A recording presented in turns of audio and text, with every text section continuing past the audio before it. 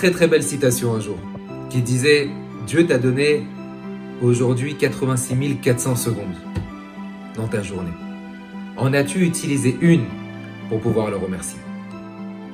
Combien, Baruch Shemo, on a le devoir d'avoir de la gratitude, de la reconnaissance envers tout ce qu'Akadosh Baruch Hu nous donne. Vous savez que nos sages nous expliquent et nous disent que même lorsqu'on dort, Akadosh Baruch Hu veille sur nous de manière à ce qu'on n'avale pas notre langue, de manière à ce qu'on ne s'étouffe pas, et que tous nos organes puissent continuer à fonctionner de la meilleure façon possible et imaginable. Il y a un très très beau Midrash Rabbah qui dit que lorsque Be'ezrat Hashem, le Beth Amikdash va venir, tous les sacrifices vont être annulés. Il n'y aura aucun sacrifice. Le seul sacrifice qui va rester, ce sera le sacrifice du Korban Toda, de reconnaissance, de remerciement.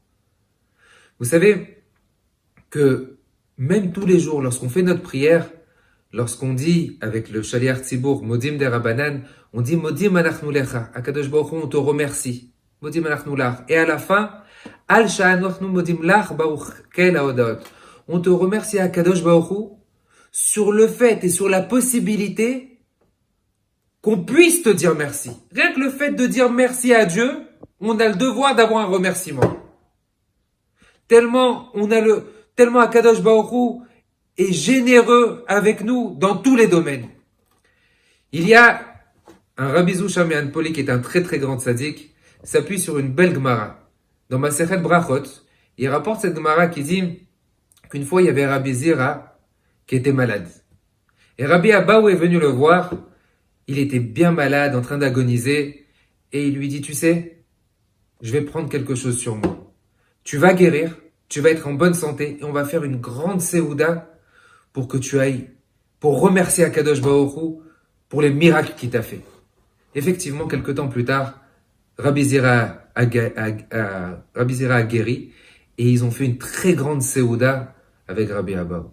Rabbi Zusha s'appuyait sur ça, et effectivement, un jour, il y avait une Brit Mila. Et l'enfant sur qui la Brit Mila avait eu lieu n'arrivait pas à cicatriser. Le lendemain matin, ils sont venus voir Rabbi Zusha Me'anpoli, ils lui ont dit, mais le bébé, il cicatrise pas, il est en train de faire une hémorragie. Il leur a dit, c'est pas grave, on va tous chez lui à la maison. Mais il est pas bien. Ils ont dit, dressez les tables, on fait une grande séouda, on remercie Akadosh Baruch Hu.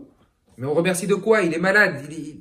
On remercie Hachem. Ils ont fait une grande séouda, et au moment où ils étaient en train de faire la séouda, le bébé a cicatrisé, l'hémorragie s'est arrêtée, et tout est rentré dans l'ordre. Ils sont venus voir Rabbi Zusha, il lui a dit, mais d'où tu as su ça? Comment tu as pu...